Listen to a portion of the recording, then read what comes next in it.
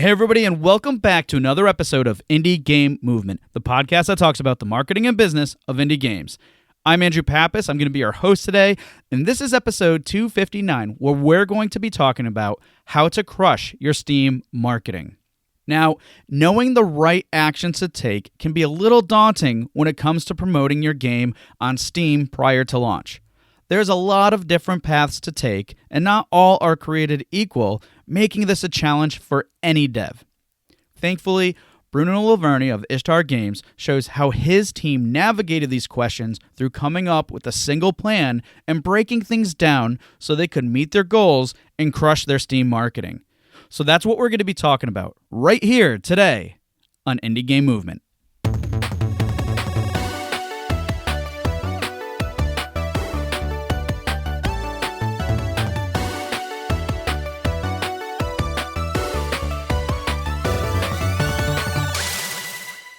Hey everybody, and we're back, and today with me I have Bruno from Ishtar Games. Bruno, how's it going?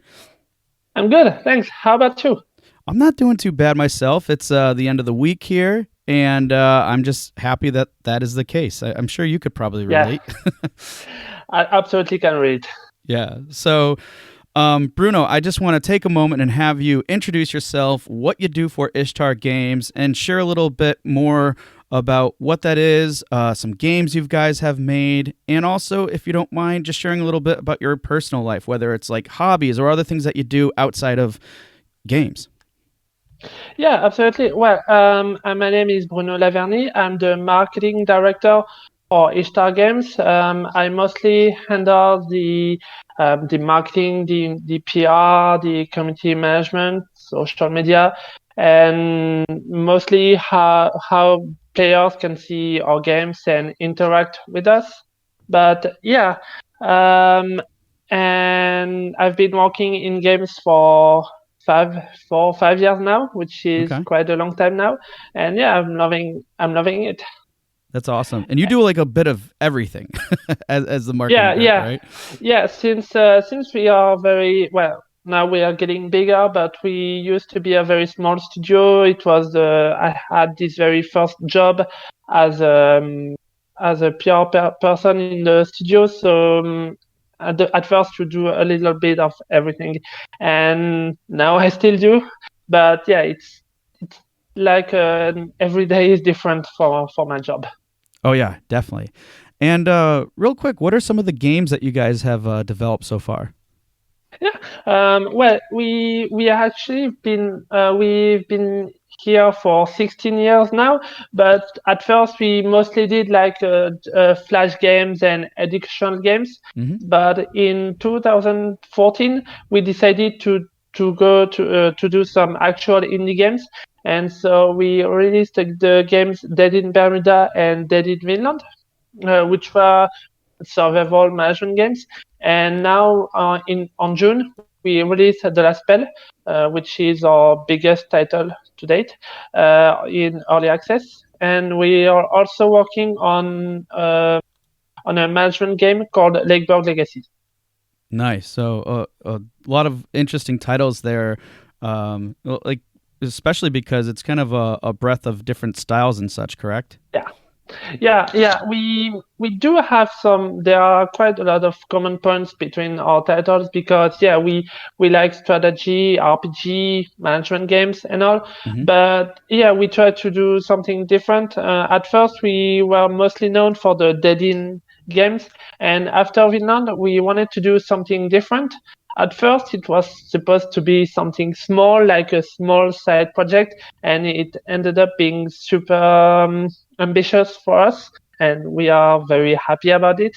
And yeah, for Lakeburg Legacies, it's again something very different because now we are doing something like a smaller Crusader King with a village to manage, couples to make, and it's really different from what we usually do, but we are super excited about it because it's a nice new challenge. Yeah, and that's always good to keep things fresh and do something different and everything else. Well, in addition to that, and thank you for sharing that, just what is it that you do in your spare time when you're not really dedicated to doing, well, everything marketing related? Yeah, yeah. I mean, when I'm not looking at Steam and Steam numbers, I'm a big JRPG fan. I mean, I love most games from Japan. I want to go to Japan again, Nice. and yeah, I'm also a big animal lover, and I mostly spend my time, way too much time on social media, Twitter, and spend too much time playing big JRPG. Ah, okay. So maybe that might come up in a moment when we go into our Q box round. So again, thank you for sharing some of that insight in terms of what types of things you do when you're trying to unwind a little bit. And so yeah, let's just do it then. Are you ready for the Q box round? Sure. All right. And for those of you who are joining us for the first time, it's simply a series of random questions I prepared for Bruno here.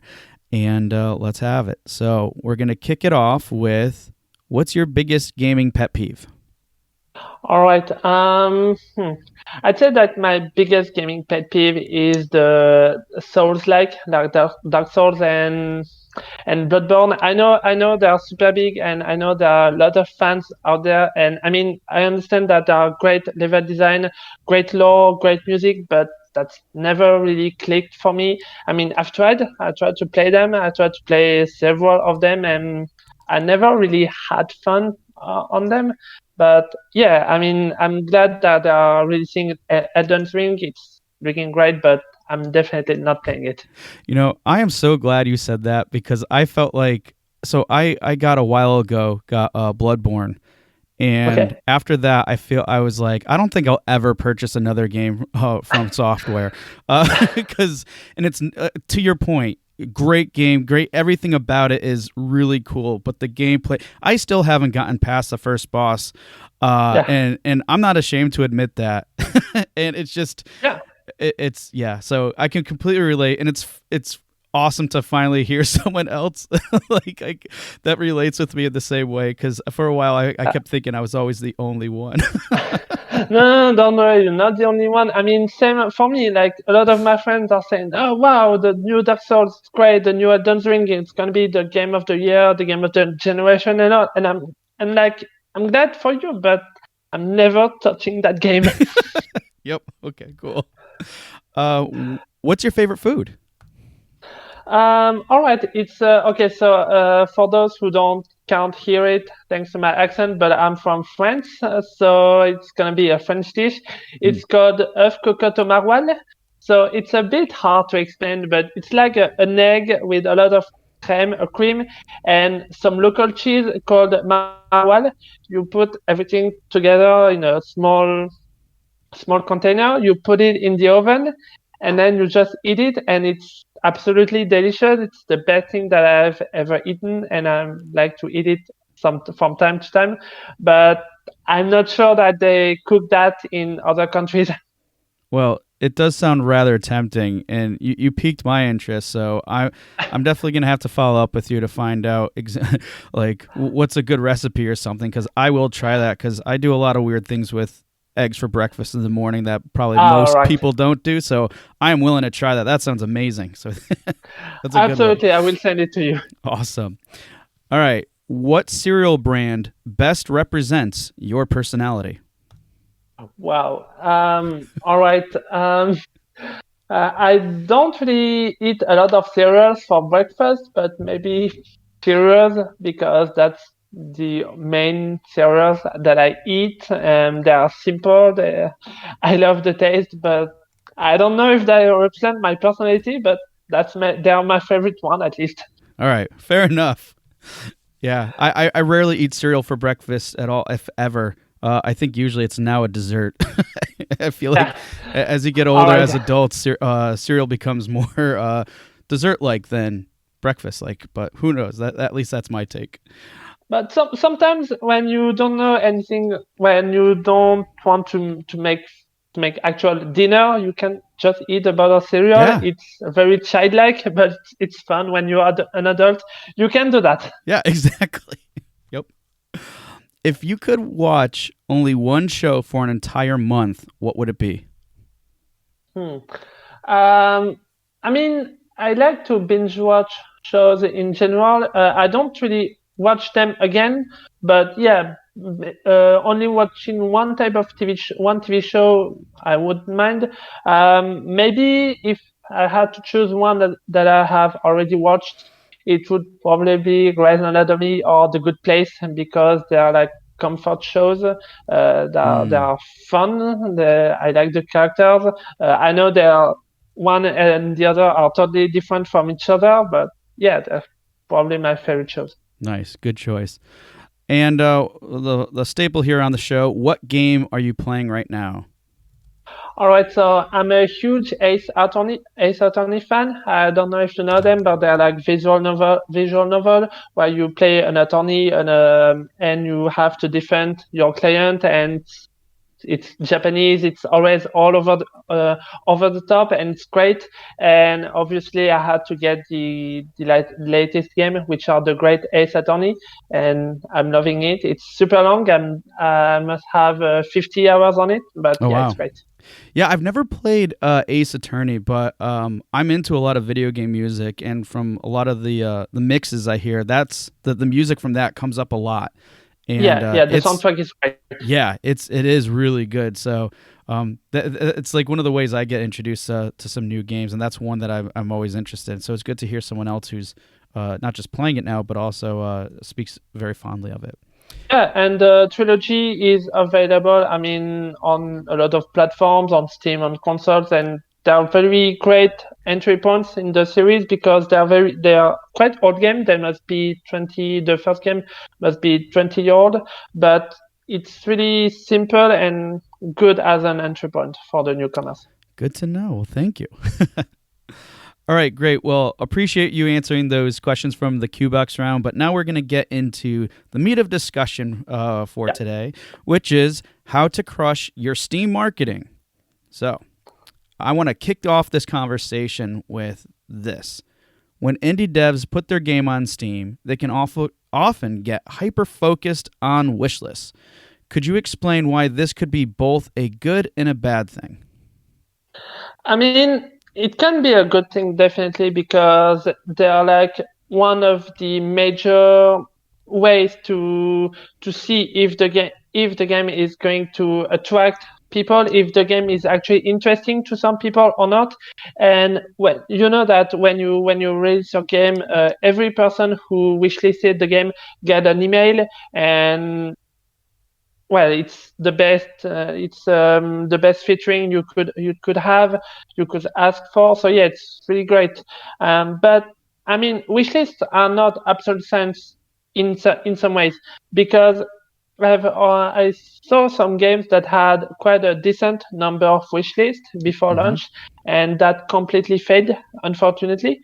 And other that didn't have many wish lists and then nevertheless had some success.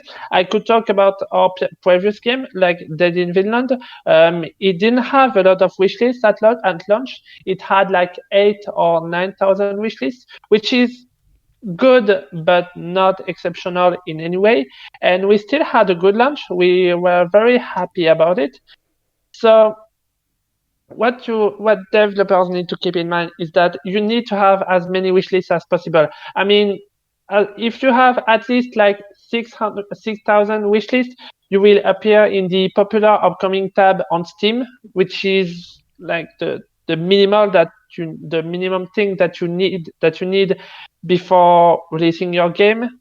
And when you have a lot of wish lists, well, obviously it's good because it means that many people will hear about your game, will maybe buy it. But you can't really say that, oh, I have that many wish lists, then my game is going to sell that much. No, unfortunately, it's not an absurd sense. There are some games that don't really look good when being released, or if you release on the same day as another big game, another competitor, then your game might not be as successful as you want it to be. So yeah, wishlists are great. It's a great way to show to know if your game is going to fail or have some success. But you also need to take into account your competitors, your target audience, the actual release date. So yeah, it's not the only the only thing that you need to focus on. Yeah, and again, you bring up some really good, important points there because it's like, because again, I think some people, as I stated, or it's implied with the question, is can get super hyper focused. But if you're not taking into account all these other things, then it almost becomes problematic in a way. But we're going to get into that more in a bit because you had some interesting insights. That you shared from and that you shared with me, which was a article, which for everybody listening today, there will be the link to the article. It's a great one that Bruno put together to really break down their campaign and plan with what was it, Last Spell. So. Yeah. Let's shift a little bit because I want to kind of create into when you were making the Last Spell and everything. You're essentially creating a marketing plan with that, and you broke everything down. So, just to simply put, how beneficial was your marketing plan in setting goals, and were there any areas that you ended up pivoting to make sure your goals were met?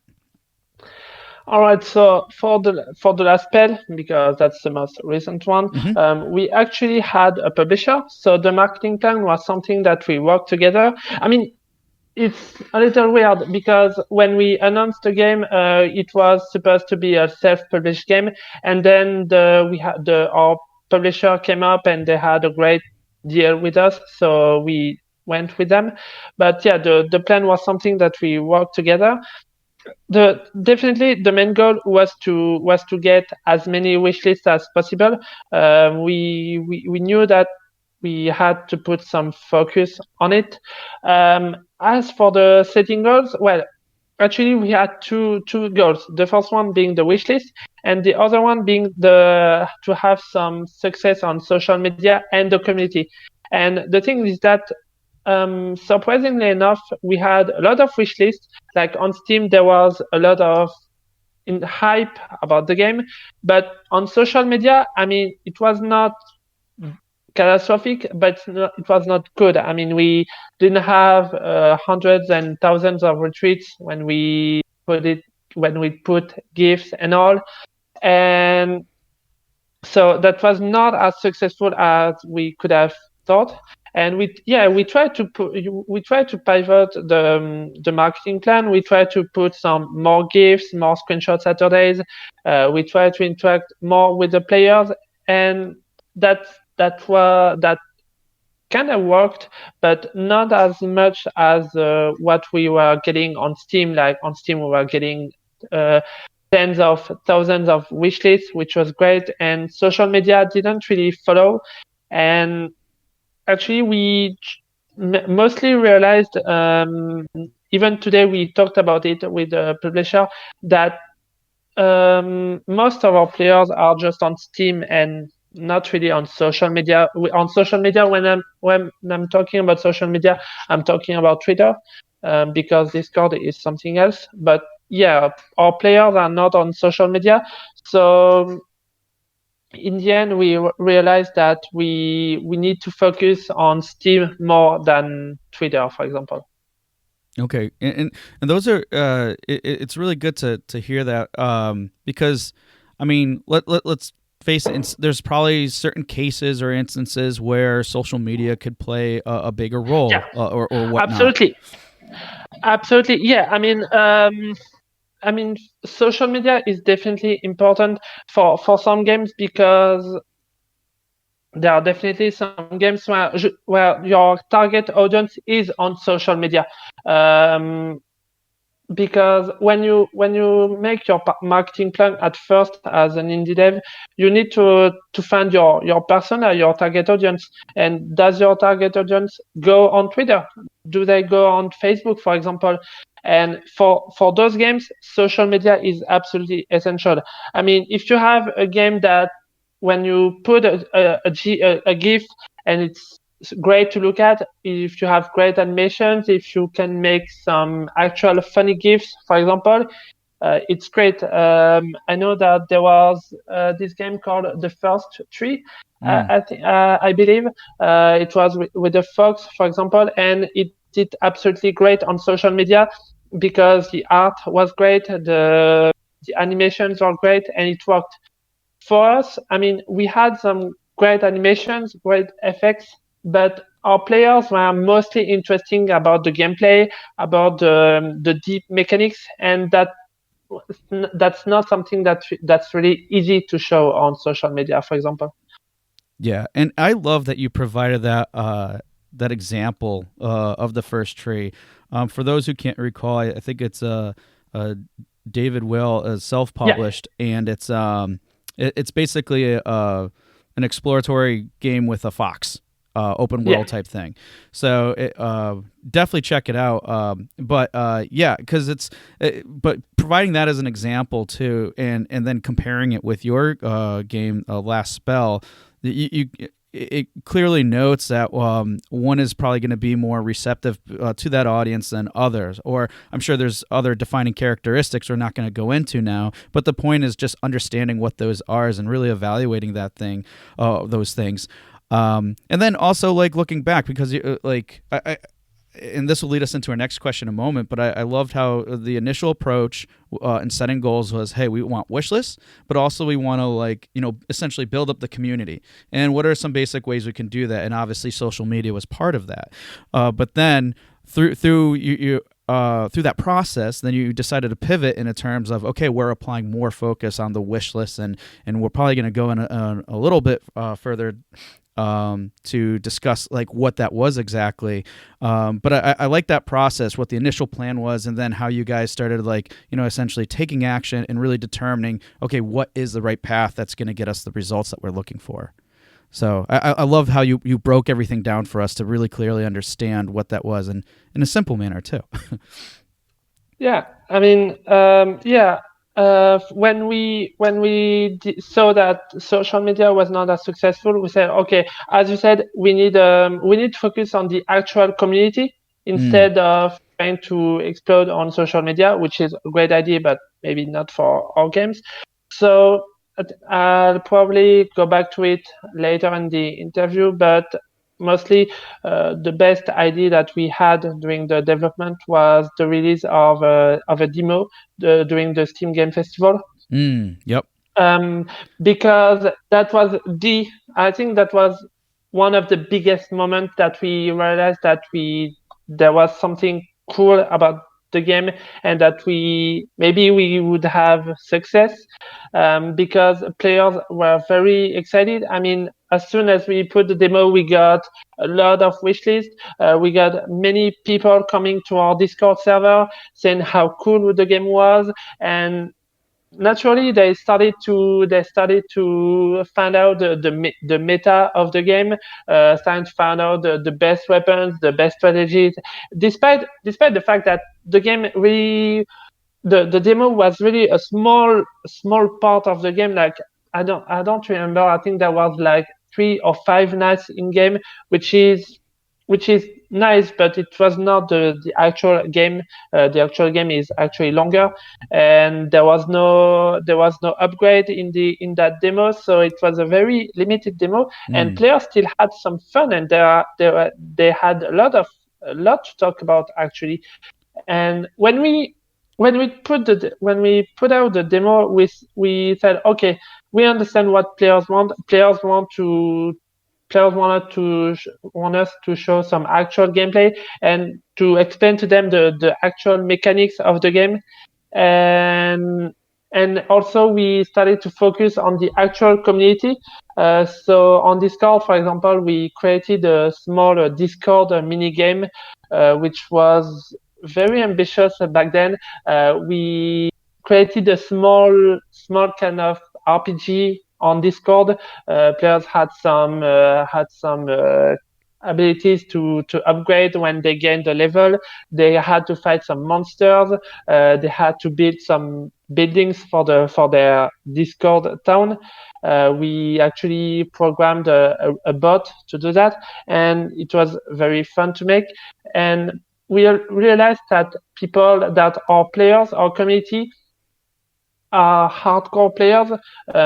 When they love something, they love it a lot. I mean, they can spend hours to make some spreadsheets and theorize about the game. And that's how we realized that, yeah, the when we talk to the players, they don't really need to see some cool attacks, which is great, but it was not what they wanted to see. What they wanted to see was some actual mechanics of the game. See, I like that a lot, and yes, there's a lot of different things there that I want to like dig into further. But first, I want to back up because this all relates to what you just said. To about I love how you're able to kind of differentiate a little bit from community to social media, because I know a lot of people sometimes like blend the two things together, and in essence, yeah, they can be encompassed as the same, but in terms of how you kind of separated them a little bit, which I think is great, is also looking at the community in a different sense of what is it that they really want. So community, I would say, is something is already in a sense established, whereas using social media is as a channel to create awareness, right? So Absolutely. and from the community perspective, though, like I love the thinking and mindset, and again, this goes back to one of your original goals too, but it's just defining it further and just to learn more, to really learn what is it that the players want, and then upon the release of the demo, you started getting that feedback, and you started taking it a next level to create that mini game, which I think is just brilliant, and it just really started to showcase, okay, or surface, I should say, from the community, hey, these are the areas we really need to hone in on. And then that probably goes back into play of those goals that you set earlier, which were, let's get those wish lists up. Yeah, I mean, yeah, the wish list definitely was very super important, and it was kind of hard to say. Okay, on the one side we have this small growing community, and on the other side we have this big number of wish lists. And what was hard for us was to say, okay, we have those people waiting for the game, and we want them to become our community, and it's really harder to make than we could have thought, because players can most of the time players could have found our Steam page, and they would say, okay, this game looks cool, I'm gonna wishlist it and maybe look at the forums, and that's all. And what we wanted to them to do was to come to our Discord server and to be part of our community, so they could get excited about the game as the development went on. So we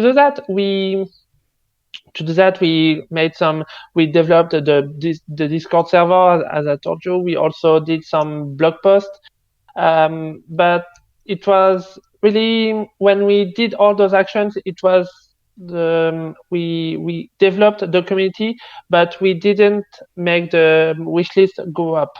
To make the wishlist numbers go up, we had to find new players. To do that, we needed to take part in game festival, in Steam events. We had to post some posts. We posted some posts on Imgur, for example. We reached out to some influencers who could do some videos about us.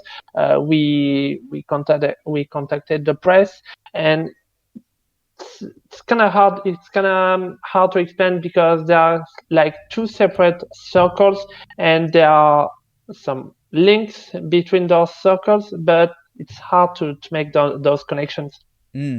Well, I'll have to say I'm glad you went in that direction, because that's what I was going to ask next. Is basically, so far we've been talking about like, okay, the goal is focused on wish lists, along with building up the community. And hey, we took these initiatives to build up the community, Discord. We made some Steam updates. We made some blog posts, and I'm sure people were wondering, hey, but where's the traffic coming from? Yeah, I mean, you got traffic from direct from Steam users and such, but there's got to be more than that. So then start like really boiling it down into, okay, you identify this problem.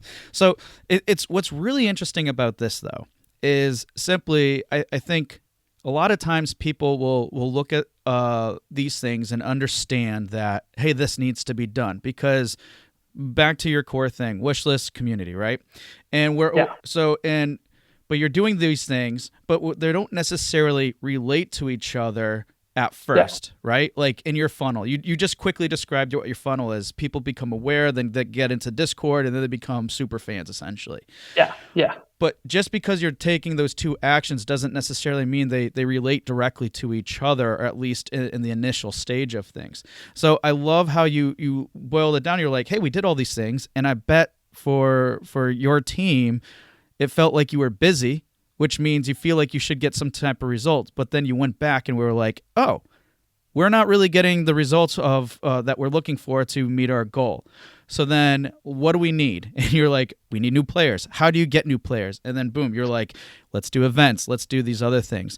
So influencers and press and all that stuff. So one of the questions that I had prepared relating to that too is, out of all these other channels that you were using, initiatives and things like that for your marketing efforts, which ones produced the most awareness and ultimately producing the most results for you?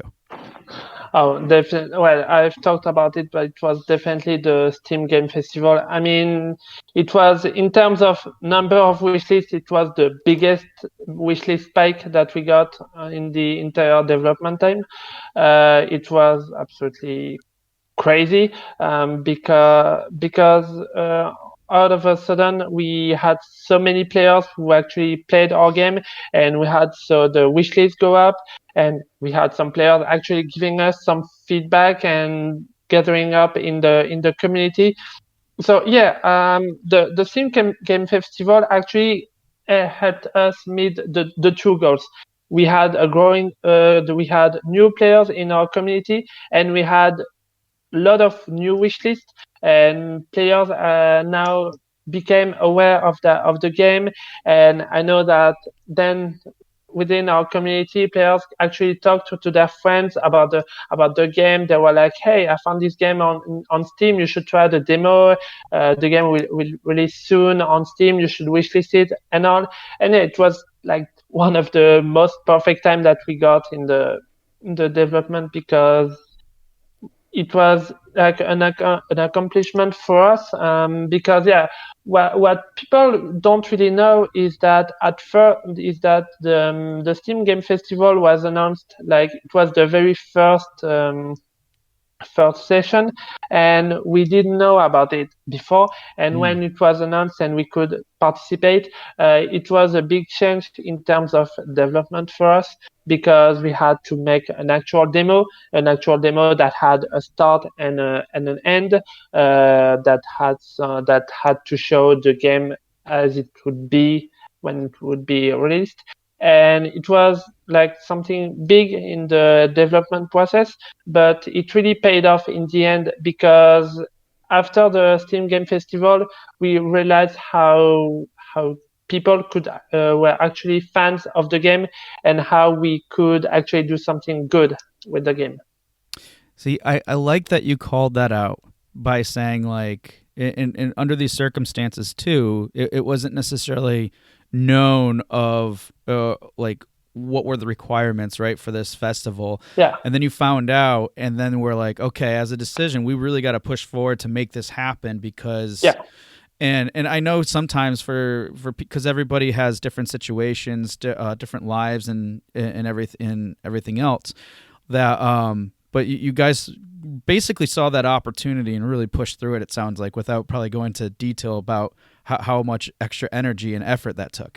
Yeah, absolutely, and that's something very interesting in terms of indie development, because well, most indie teams don't really have don't have all the marketing knowledge, which is normal. Even I don't know everything in terms of indie marketing, because there are so many opportunities, and it's hard to know, is it worth it. Like, is it worth it to actually spend 2 months in my development to make a demo, while I could spend those 2 months doing the actual game?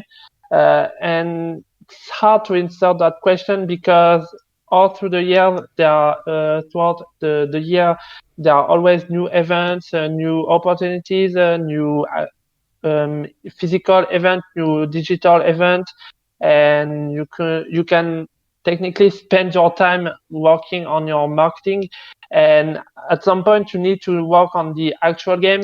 And so it's like it's very hard for indies in particular to say, okay, for this event I'm going to go all out, I'm going to give everything I am for this event because I know this is worth it. And for the Steam Game Festival, well, we kind of knew it would be worth it because it's Steam. I mean, when you take part in a physical event like, I don't know, even Gamescom, Yep. or GDC or PAX, it's great. But the thing is that it's really expensive for small indie teams, and the return on investment is kind of hard to make because you don't really see a big wishlist spike after those events, or if you see one, it's not as big as you hoped it would be. But since it's on Steam, well, people who take part in people who had to check out the demo were very likely to wishlist the game, so we knew that it would be worth it. But at the same time, we thought, and it was true, that there would be a lot of games. There was a lot of games in the first Steam Festival, and so we were like, okay, we know there are a lot of games. So how do we make our game stand out? Yeah. How do we make sure that people actually click on the game and actually wishlist it? Well, we need to make the best demo that we can. We need to make some streams. We need to make some interview. We need to make some Discord events, which is a lot of work. I mean, we ask. Well, we are very lucky. We are lucky enough to have two people in marketing in our team, and we also had our publisher who did amazing support. But for smaller indie teams, it's hard to put all your efforts, because all this time that we'll spend on this festival is time that you won't spend on the development of your game. So yeah. Yeah, I love a few of those points that you mentioned. One in particular was, in essence, online events or the Steam event versus like other ones that you listed, and calling out to the return on investment. So in this case, in this circumstance, it was creating a demo for this event, right? So Yeah. whatever that cost in terms of resources, if you were to compare it, and for some people, especially indie devs or solo devs, you're looking at you could look at it where one is, I just need capital or money and then time to go to these events in person. That can also be very tiring. Yeah. Or whatever the cost may be a little bit more predictable if it just comes down to making the demo. There might be some timeline and things like that, but it's like if you were to weigh out all those costs on return on investment, and I'm not just speaking this from a financial or budgetary one, but simply like with the time, effort, energy, money, whatever else that goes into making the demo versus going to some of these events, where could you potentially get more return on investment? So I love that you break it down that way, because I don't think a lot of people, and I can understand why, think in terms of that. Like, how much more like mental, physical, financial energy would it take to do this event opposed to this event? And when you start putting those things together, it's still work no matter which one you go to, but one's going to probably give you a better return. Yeah, and also there's the fact that thanks to digital event, I mean, it was unfortunately because of the situation with COVID, but digital events are very less tiring for a team, because when you go to an actual physical event, well, you need to prepare the demo, you need to prepare a lot of things. Yeah. You need to prepare your assets, you need to make some posters, prepare your booth, and a lot of work. And if you don't do it yourself, you need to pay someone else to do it. Yep. Then you need to pay for the plane or the train or the gas. Then you need to sleep. You need an actual place to sleep. Yep. You need to go. you can't really do it alone because it's very exhausting. I mean, I had to attend a few years ago. I attended the public booth in Gamescom for 5 or 6 days, and it's it killed us literally because you never really sleep. So you need to have several people in your team to help you. Well, but if you have several people in your team, then that means that there's actual money because you need to pay the people in your team. That means that a part of their salary will not go in the games development, but in the marketing, in the booth attendance. So yeah, it's very expensive to go to a physical event. And also, when someone sees a game on a physical event, um, how do they react? Do they actually launch some money, are actually throwing some money at you, or are they just saying, "Oh, this is a cool game, maybe I'll get it"? Well, maybe they will forget about it when they come home. So yeah, Yeah. the physical events, I mean, to me, they are great. They are great ways to meet your players. But in terms of returns of investment, the Steam Game Fest, something like Steam Game Festival or any digital event, it was much better. Yeah, no, and I could see how that could work for definitely for you guys because again, like the climate's changing a little bit. It's not to say it can't work or be beneficial from all these other events, but again, Yeah. it really comes down to what your objectives and goals, right? Yes, So, absolutely. one thing I want to get into a little bit more, and you already started talking about a little bit, was basically differentiating yourself or standing out. Because I'm sure some people now are asking, okay, great, I have some ideas. I've participated in a Steam event before, but I didn't get too much traction or whatever. And there obviously could be a variety of reasons for that. And it sounds like from your plan that you put together, there's a lot of marketing initiatives that were happening in conjunction with or the upcoming of the event. But one thing I think is really key to what you mentioned is really doing a lot to stand out. Now, there's any number of ways you can stand out, right? Like you had those initiatives reaching out to influencers, and obviously you had some extra help that maybe other people might not have. But one thing I want to call out to, and you do mention this in a section of your article too that I think is really good, is that content for you guys as a whole was really important. Let me elaborate a little bit. It was everything from the playtime of the game, even though I know you said it was limited, but the play, what it was composed of, the actual design, and even down to the media you shared. It seemed like it played a huge role to Last Spell's success. So I was just curious if you could give some like examples on how this ended up being the case from you, how that the content was a really key part in your strategy. Yeah, I mean the content. I mean, if you mean the content in terms of the game, it's very interesting because when you make a demo for your game, you want your players to ask for more, but on the other hand, you want them to actually have some fun. And for, I don't know, maybe for platformers, for example, it's very easy because you say, okay, they will have access to 2 or 3 levels, and that's all. But for a game like us, for a tactical RPG, making a demo is very, very hard because you never know how much content you want to give your players. Mm. And what we did was to not give them the actual the meta shop, the upgrades and all, because back then it was not implemented yet. But we also gave them a lot of weapons, a lot of freedom in the way that they could play the game. And so some players actually played the demo for like 20 hours, and it really paid off because players could see the big potential of the game.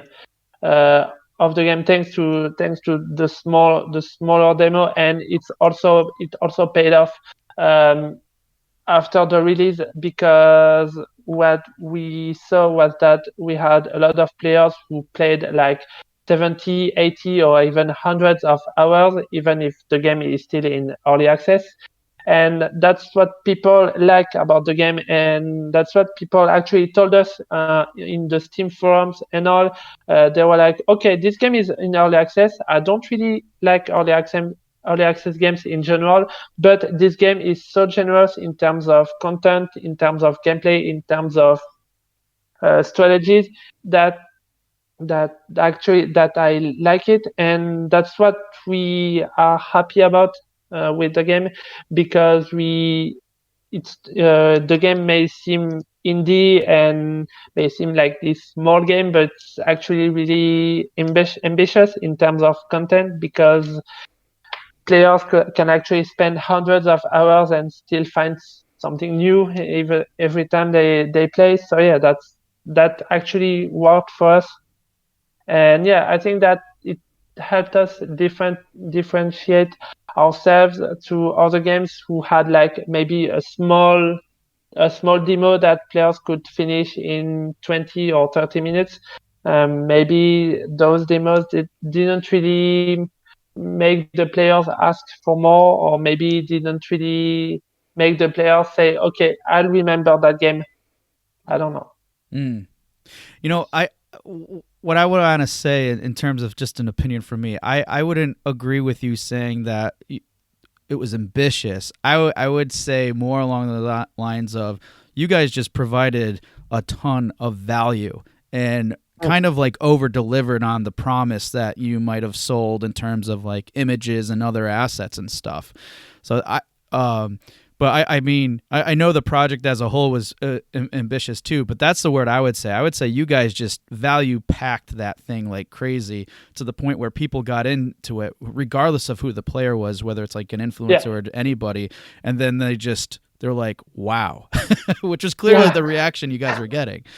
So that would be my point. I think that my takeaway from that is just anything you can do to really value pack that, and how you do that is going to different, game to game, of course. But I really liked that. That's like what was a key important thing that you guys honed in and focused on, because clearly it paid off too.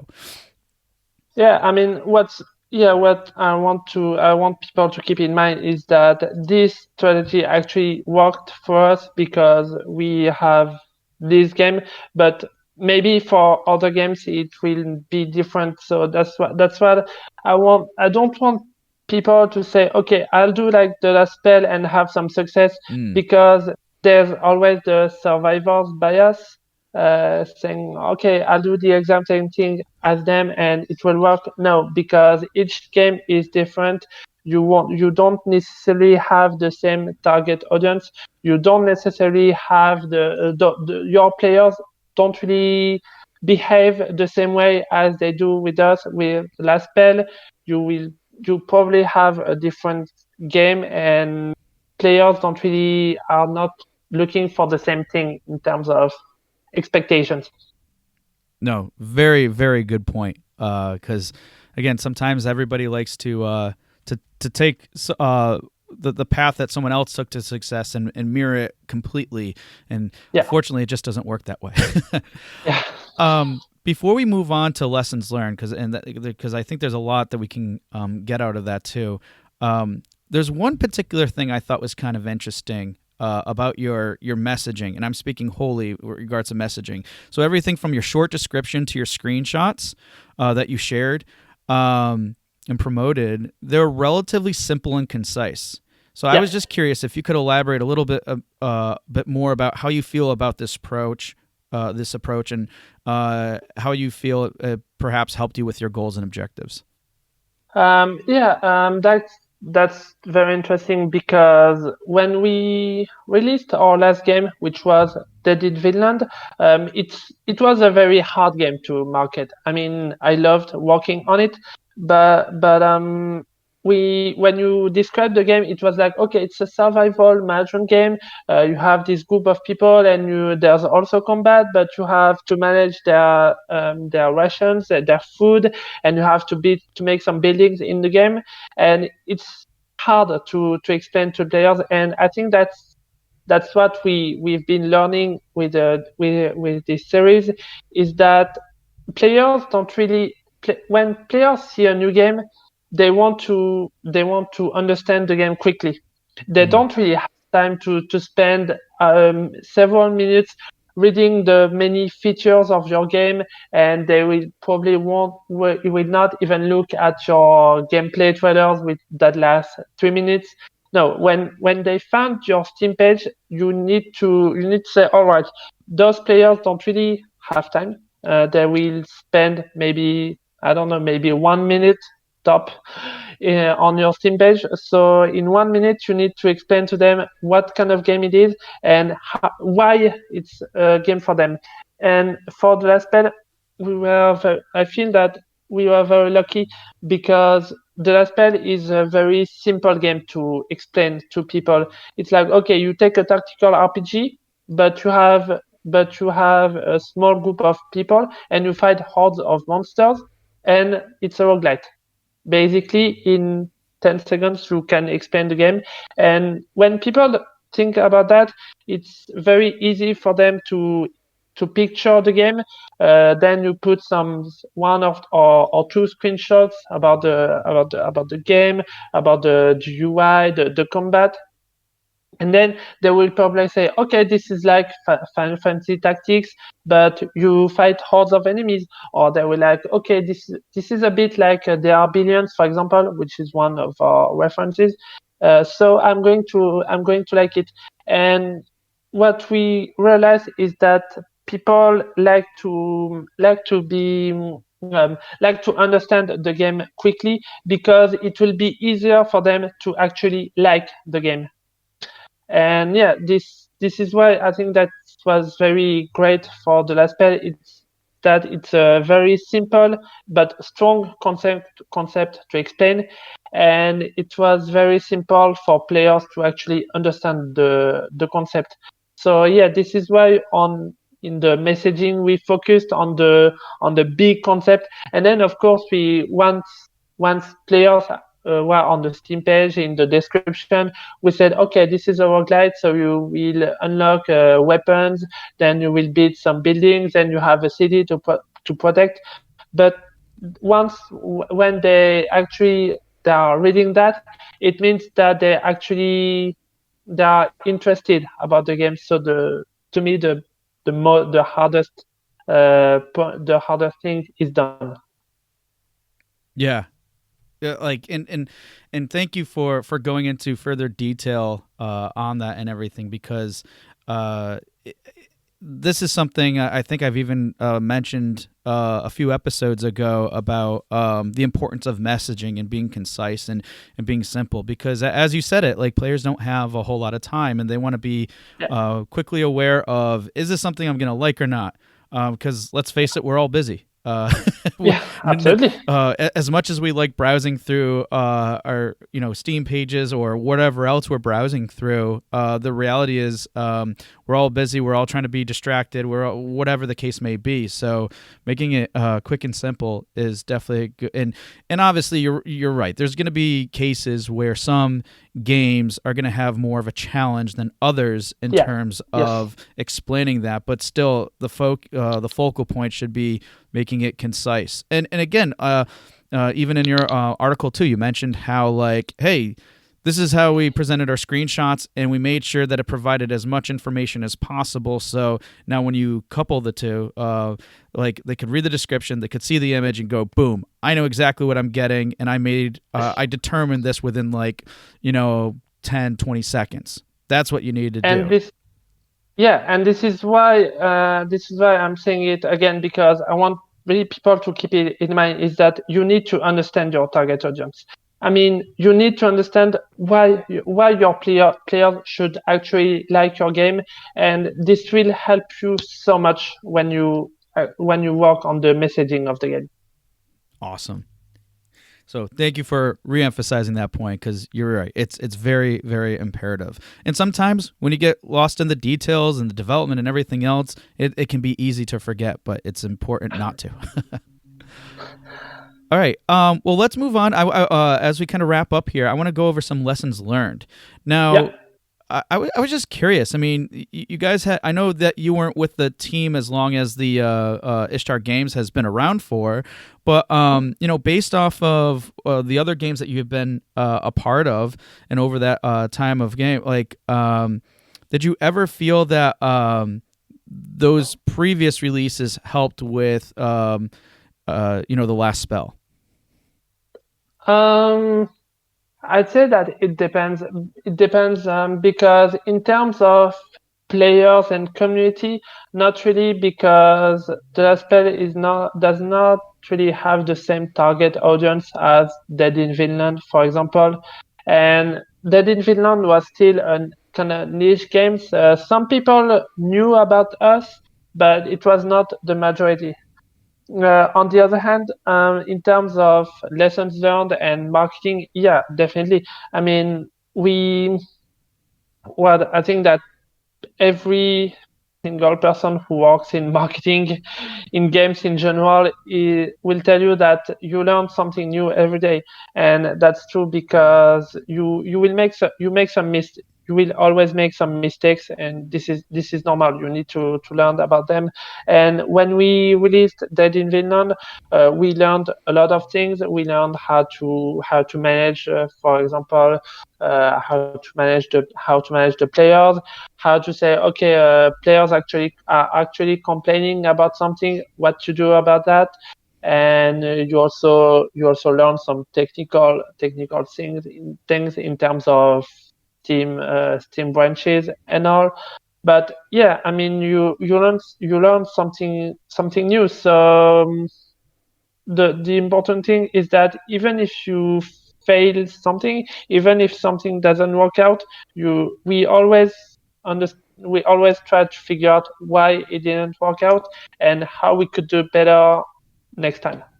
So I love how, of course, you outline some of the processes, like how to deal with players and things like that in communities. Yeah, So it's like you can learn a lot from the processes of things, but I love yeah, how you defined your response first with, but it still is dictated by the audience.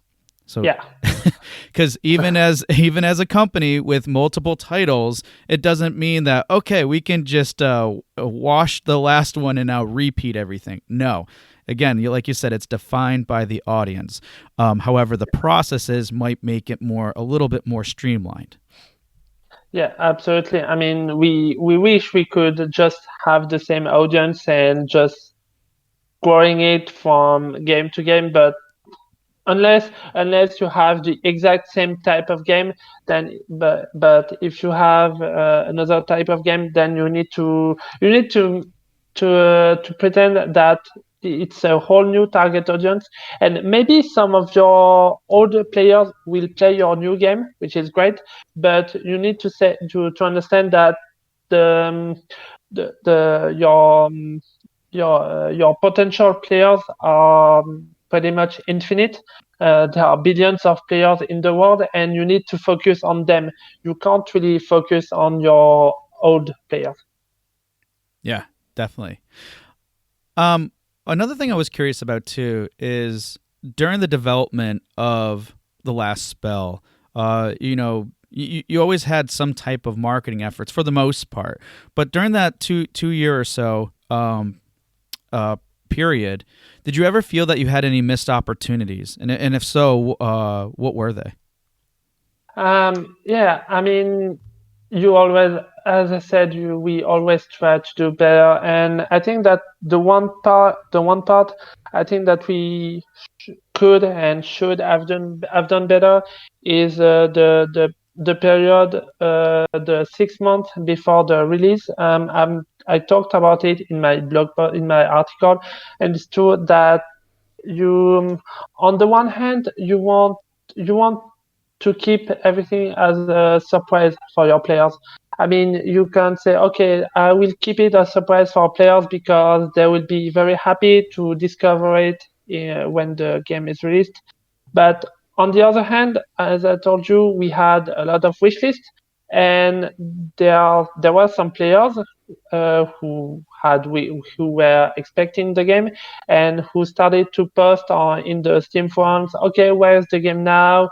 We haven't heard about it in 3, 4, 5, 6 months. And yeah, I think that if we could have done it differently, we now maybe we would be more transparent. Maybe we would tell the players more about the development in itself, just to say, okay, don't worry, the game is going to be here. We are still working hard on it. Here are the things that we've been working very hard on. For example, I know that there's this game called Song of Conquest, is looking really awesome.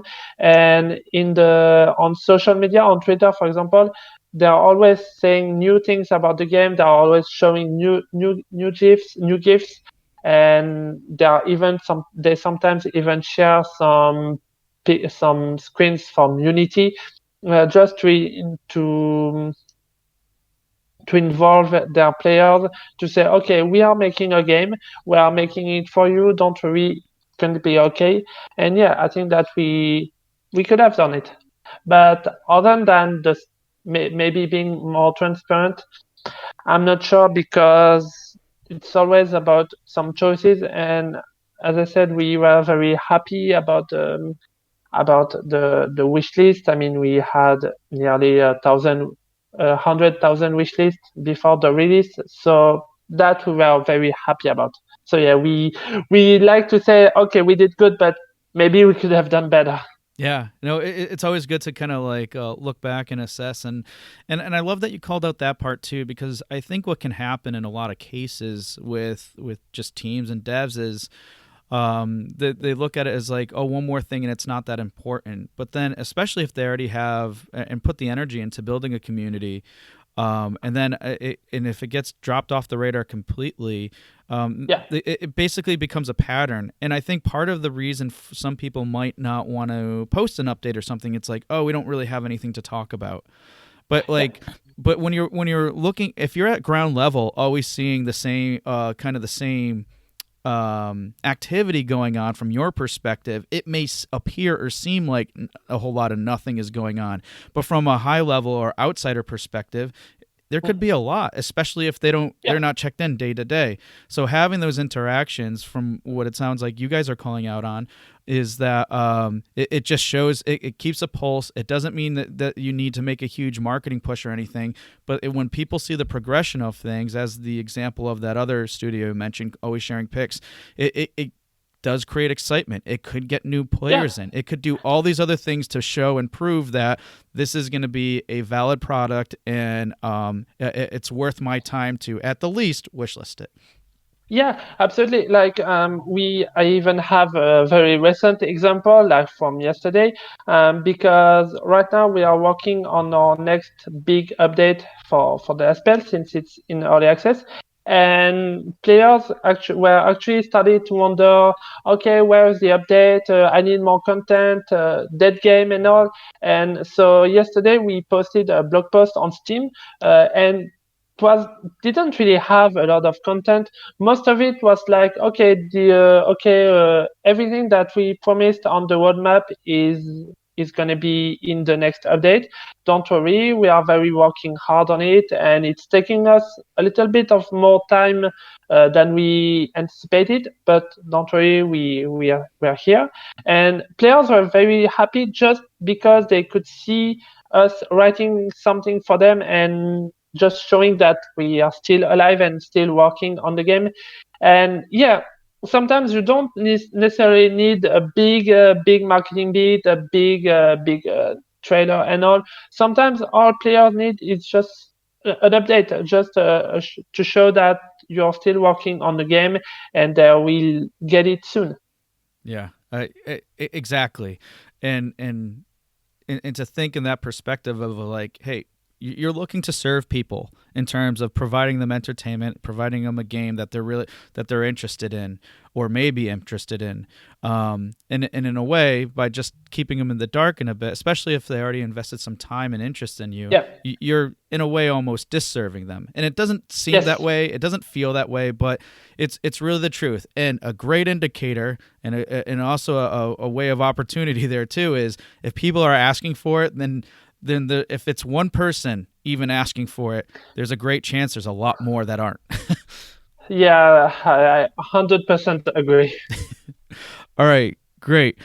Love that you expanded a bit further on that, but as we're coming to time here, I'd love for you if you had, like, I don't know, just a few tips that you would like to share based off of our discussion and kind of ways to try to crush your Steam marketing. And yeah, what tips do you have for us? Yeah, I mean, all right. Maybe I could first by saying that when you announce your game, you need to have everything ready. I mean, announcing a new game is always very stressful for dev and in particular indie dev because it's like your one time your one shot at being hyped from the players, but you need to have everything ready. It means that your Steam page needs to be very high quality. Don't hesitate to maybe have the Steam page proofread by other people. You need to have a nice trailer that's actually showing some gameplay. You need to have, of course, a press kit, maybe a Discord server, a Twitter page. You need to have everything ready so that players can actually have a place to wishlist the game and to maybe find other players who are waiting for your game.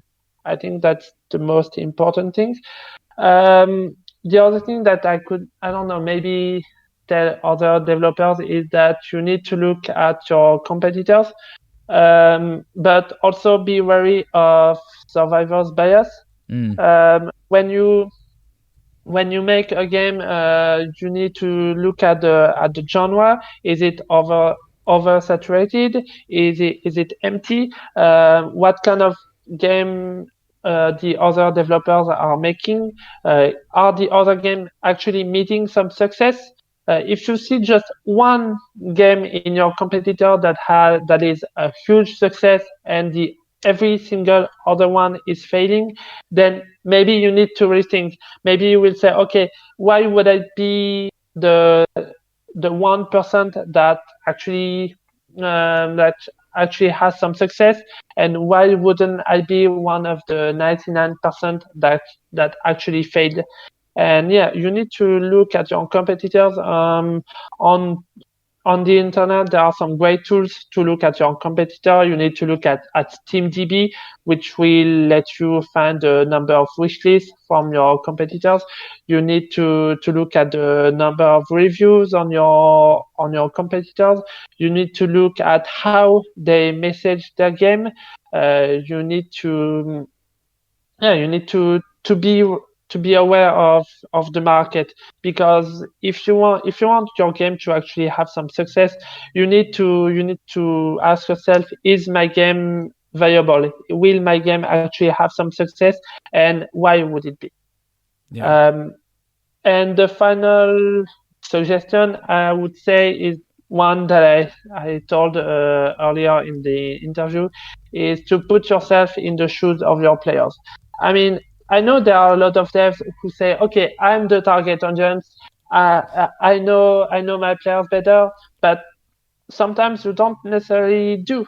I mean, you need to understand what they will, how they think, what they will buy. Do you have several types of players? Like, I don't know, maybe some of your players will be more interested about your story. Maybe some of your players will be more interesting about more interested about, I don't know, fiddling with the combat, and maybe try to be the best in the game. So yeah, you need to understand your players, and you need to ask yourself as a player, why would I buy this game, and why would I? What kind of information am I looking for to know if this game will actually be good for me? Because yeah, I don't know, like for players of tactical RPG, what they want to see is the combat. They need to see the combat. They need to see the UI. They need to see some beautiful attacks. They need to will your game have some charismatic characters, for example? So and how do you show it to your players? So yeah, you really need to put yourself in the shoes of your players and not necessarily say, okay, I'm the target audience. I absolutely love those points, but especially the last one, and because it's something that comes up regularly with even my clients and stuff too, where it's like basically always asking that question, right? So if you do something new, like a trailer, if you do a screenshot, whatever it might be, you make an update to the game, and you have a logical explanation or reason why you made that decision, but then now ask yourself, what would it be like for the player? And really think from their perspective. And again, not leading in with, well, I am the audience. It's like you don't know that for sure because it's you and not them. So I love that last one. That was perfect because always be asking that question and really understand and put yourself in those players' shoes. Couldn't have been a better one. So thank you for that. Well, thanks. And to do that, one maybe bonus. And to do that, you can absolutely go to communities on Reddit, for example. Yes. What is very cool to make is that, I don't know, if you're making a visual novel, for example, the visual novel community on Reddit are great, and maybe you can do some, I don't know, some market research. Maybe you can have some Google Forms with some questions, and so you will understand what kind of games, what kind of things the visual novel players are looking for in those communities, and that will help you put things in perspective as to your expectations versus their expectations. Yes, that is a very, very good bonus tip. I can't remember if we ever recommended it on the show before, but it goes without warranted. It's something I do myself with Reddit posts too, to like, any genre game, there's definitely a subreddit for it, or even in specific games that you're kind of comparing to in the market and such. Ask that question, like, and this is one I ask all the time, like you said, what are some things that this genre is missing? Like, that could be a super easy one, right? And just make sure you're very clear and direct, as we kind of talked about before, but in another context, because sometimes, those Redditors can be lethal in terms of, or interpret things very differently. So clear and direct is good, but good bonus one there.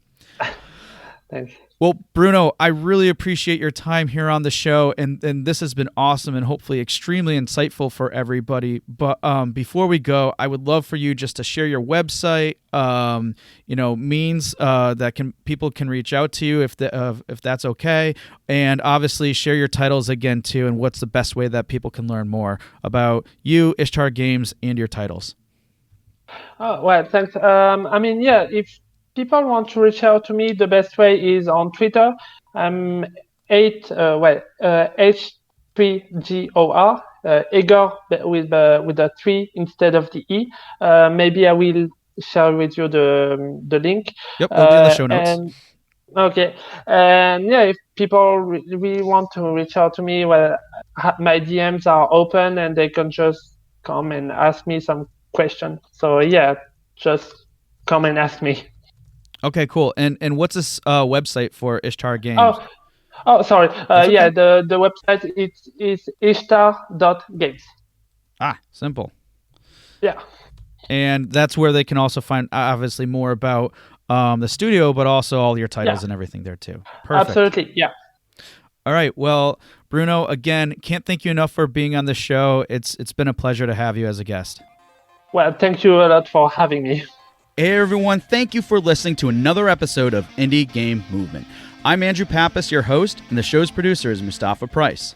If you enjoy and value the show's content, you can support us even more by going to Patreon and visiting www.patreon.com/IGM podcast and select the tier that best suits your needs. Show notes for this episode can be found by visiting rengenmarketing.com, the number episode of the show. Rengen Marketing is a consulting marketing company that helps indie devs with their marketing efforts. Whether you need guidance with your game's marketing strategy or could use a free marketing plan template, then please visit www.rengenmarketing.com and take action. A special thanks to Dakota Saw for Season 2's opening theme and Melissa Gellis for the new logo design. And as always, thanks for being such great listeners, and we'll see you next time on Indie Game Movement.